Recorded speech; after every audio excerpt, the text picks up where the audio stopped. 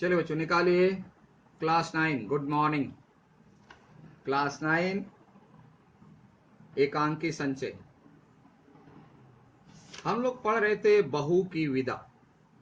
Page number 23 तक हम लोग पढ़ चुके थे और जिसमें प्रमोद और राजेश्वरी यानी उसकी बहन की जो सासू माँ उससे बातचीत चल रही है। राजेश्वरी यानी कमला की सास कहती है प्रमोद को कि चलो मैं पैसे निकाल करके लाती हूँ, रुको। तो प्रमोद कहता है मुझे रुपये नहीं चाहिए, मैं बिना विदा कराए ही जा रहे हैं, मुझे नहीं चाहिए पैसे माँ, मैं अपनी बहन को बिना विदा कराए ही लौट जाऊंगा। तो राजेश्वरी थोड़ा बैक होती है और बोलती है यह क्या कह रहे हो बेटा, मेरे रहते विदा ना हो यह कभी नहीं हो सकता। बोला राजेश्वरी के रहते उसकी बहू की विदाई नहीं होगी, ऐसा इम्पॉसिबल है, नहीं हो सकता। मैं माँ हूं और माँ के दिल को समझती हूँ। बोले मैं भी एक माँ हूं, मेरी भी एक बेटी है गौरी, और मैं माँ के दिल को समझती हूँ कि बेटी के विदा नहीं होने पर माँ के दिल पर क्या गुजरती है, मुझे पता है। ये पुरुष जीवनलाल समझने वाला नहीं है, इसलिए उन्हें पैसा चाहिए, मैं पैसा देती हूं, लेकिन कमला की विदा होगी। जिस तरह उतावली होकर मैं गौरी की राह देख रही हूं, उसी तरह तुम्हारी मां भी कमला की राह देख रही होगी, क्योंकि इधर रमेश भी गया हो गौरी को लाने, तो जीवनलाल और राजश्री अपनी बेटी की राह देख रहे हैं कि आएगी अपने ससुराल से। तो वही राजश्री कहते कि तुम्हारी मां भी तो कमला की राह देख रहे हो, क्योंकि तुम भी तो लेने आए हो इधर अपनी बहन को। नहीं नहीं, विदा जरूर होगी, तुम अकेले नहीं जाओगे। और कमर से कुंजियों का गुच्छा चाबी का रिंग निकालकर कमला की ओर बढ़ाती है। जा बेटी तिजोरी से रुपये निकाल ला।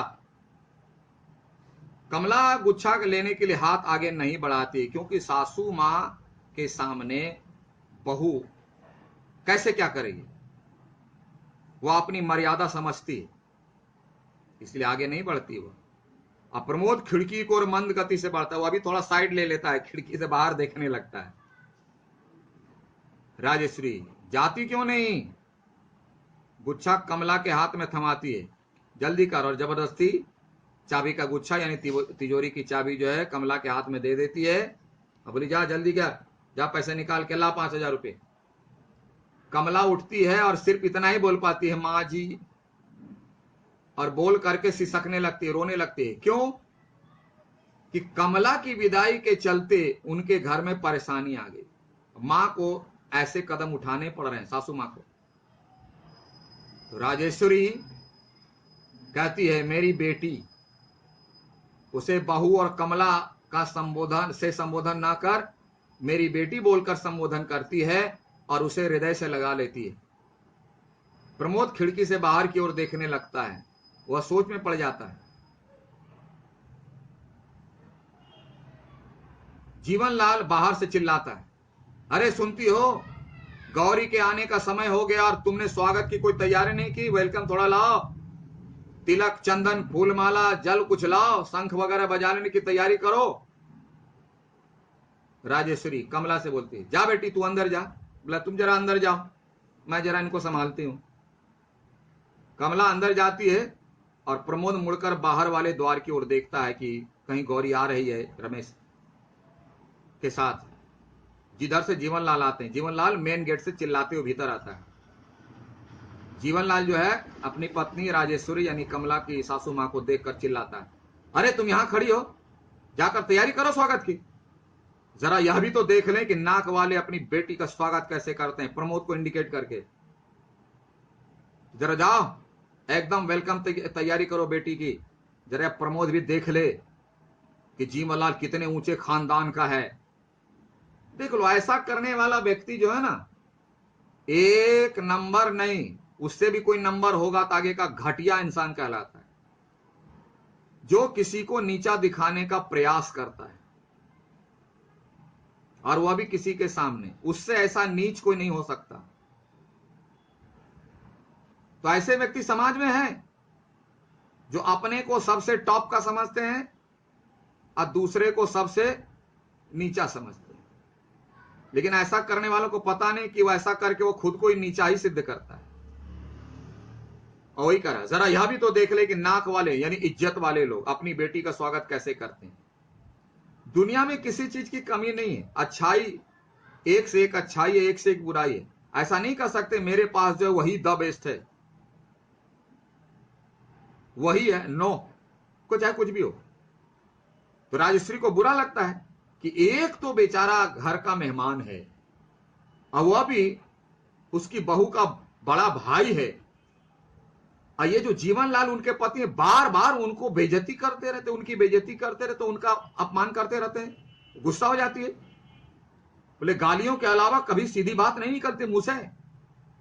बोले आपके मुंह से जब भी निकलेगी तो कड़वी बात निकलेगी, अच्छी नहीं निकल सकती।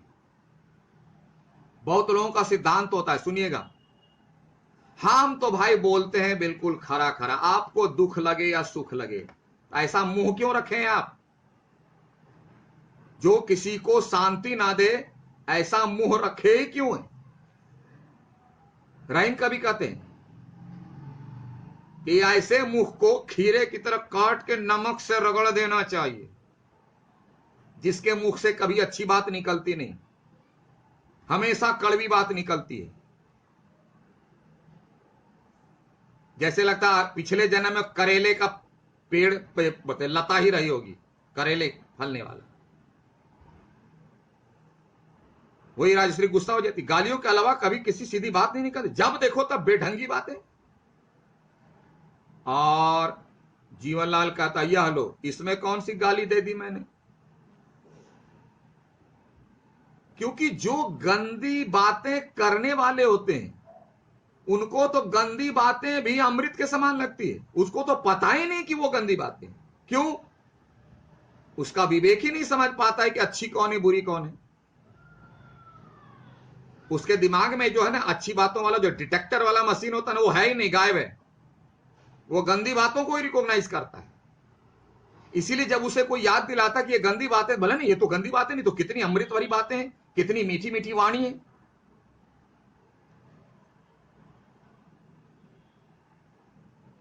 राजश्री बहुत क्रोधित होती है।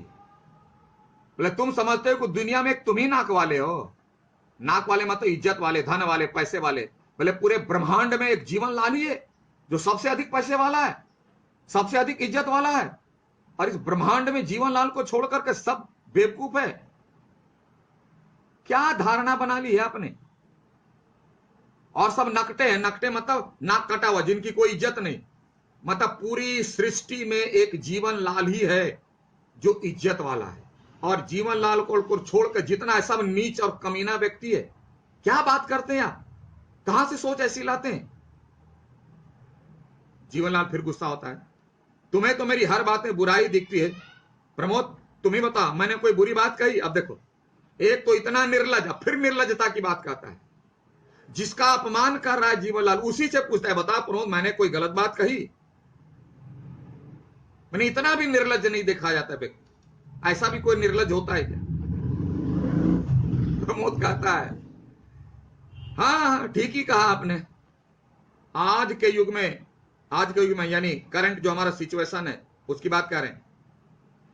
आज के युग में पैसा ही नाक और मूछ है। मैंने जिसके पास पैसा है उसकी इज्जत है, और जिसके पास पैसा उसकी शान है। क्योंकि आज के समाज में पैसे वालों को ही लोग इज्जत देते हैं, जो सरासर गलत है। जीवनलाल की धारणा 101% गलत है, जो समाज में जहर पैदा करता है। लेकिन समाज के लोग भी वैसे ही हैं, अपने आप को बोलेंगे वो पढ़े लिखे हैं, शिक्षित हैं, लेकिन शिक्षा का अर्थ शून्य है उनके दिमाग में, दिल में। कौन सी दुनिया में कौन सी ऐसी किताब है, दुनिया में कौन सी ऐसी किताब है जो यह बताती है कि जिसके पास धन हो उसकी इज्जत करनी चाहिए, जिसके पास नहीं हो उसका अपमान करना चाहिए? कोई बता दे। फिर भी ये पढ़े लिखे लोग जो अपने आप को शिक्षित कहते हैं भूल जाते हैं। वही प्रमोद कह रहा है, समाज पर कमेंट है, कि ठीक ही कहा आपने, आज के युग में पैसा ही नाक और मूछ। जिसके पास पैसा नहीं वह नाक मूछ होते हुए भी न कटा। नाक मूछ मतलब ये नाक है ये मूछ है, लेकिन बेइज्जत, यानी इंसान है लेकिन फिर भी उसे इंसान की तरह सम्मान नहीं दिया जाता है समाज में, उसका अपमान किया जाता है सिर्फ इस कारण से कि उसके पास पैसे की कमी है। इंसानियत नहीं है हमारे समाज में आज भी। प्रमोद के द्वारा ये बात कह रहे हैं एकांकिका। नेपथ्य से हॉर्न का शौरत, गाड़ी आ गई, गाड़ी आ गई। अब जीवनलाल दौड़ता है कि उनकी बेटी आ गई गौरी। जीवनलाल दौड़ता है, आपके बुक में क्या है देख लेना, अगर राजेश्वरी है तो उसको काट के जीवनलाल कर लो। प्रसन्न स्वर में, आ गई मेरी गौरी। अरे खड़ी खड़ी मेरा मुंह क्या देख रही है, अंदर से मिठाई की थाल ला, शंख बजा, तिलक लगा, सब दौड़ो। राजेश्वरी उसी प्रकार खड़ी रहती है। क्यों खड़ी रहती है, जवाब चाहिए। इसलिए खड़ी रहती है कि उसे तो पता है कि गौरी नहीं आई है। यही रहस्य है इस एकांकी में कि राजेश्वरी, प्रमोद और रमेश मिलकर के एक अभिनय करते हैं। उसका कारण यह है कि पहले जो चिट्ठी भेजी गई है प्रमोद के द्वारा, उसमें वर्णन है कि प्रमोद अपनी बहन कमला को लेने के लिए आने वाला है। राजेश्वरी और रमेश यानी दोनों माँ बेटे जानते हैं कि जीवनलाल एक ऐसा ऐसा ऐसा जिद्दी आदमी है, वह बिना पैसा लिए बहू को जाने नहीं देगा।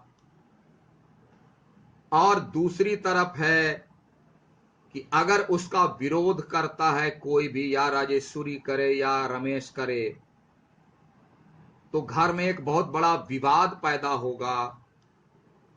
दूसरा, अशिष्ट व्यवहार होगा, क्योंकि जीवनलाल उस घर का स्वामी है। अगर पुत्र उससे मुंह लगाता है, उसकी जुबान लड़ाता है उनसे, तो यह अशिष्टता होगी। पत्नी जुबान लड़ाती है तो यह भी अशिष्टता होगी।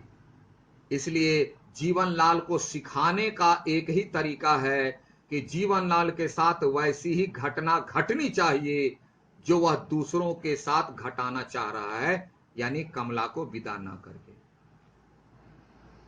और इसी योजना के तहत उसी समय प्रमोद आता है और उसी समय उसी के पहले रमेश चला जाता है, और तब तक जो है राजेश्वरी प्रमोद को बातचीत में फंसाए रखती है कि जब तक रमेश नहीं आ जाता है। और अब क्या होता है देखिए। इसलिए राजेश्वरी खड़ी है, नहीं तो मां है दौड़ जाती। राजेश्वरी उसी प्रकार खड़ी रहती है, उसकी दृष्टि बाहर वाले द्वार की ओर है, बाहर मेन गेट पर देख रही है। प्रमोद भी उसी ओर देख रहा है कि देखें आई कि नहीं। अंदर वाले द्वार के पर्दे की ओट में कमला खड़ी है, वो तो बेचारी कुछ जानते नहीं। बाहर से उसका हाथ दिखाई देता है, यानी पर्दा है तो ऐसे पकड़े हुए तो ये वाला दिखाई देता है, बहू है अंदर में। जीवनलाल बड़े उत्साह से द्वार की ओर बढ़ते हैं, पूरा एकदम आज मेरी बेटी आ गई, क्योंकि उसको प्रमोद को दिखाना है ना कि जीवनलाल कितना महान व्यक्ति है, कैसे अपनी बेटी की स्वागत करता है। तभी बाहर से रमेश आता है, रमेश की एंट्री होती है। इकहरे बदन का सुंदर नवयुवक है वह, यानी स्लिम बॉडी है, बड़ा हैंडसम लगता है देखने में।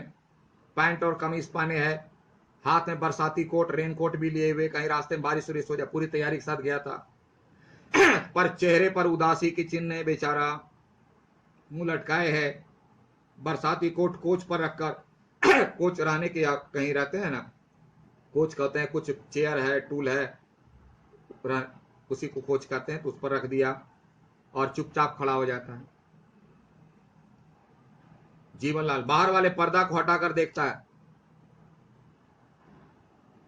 गौरी कहां है।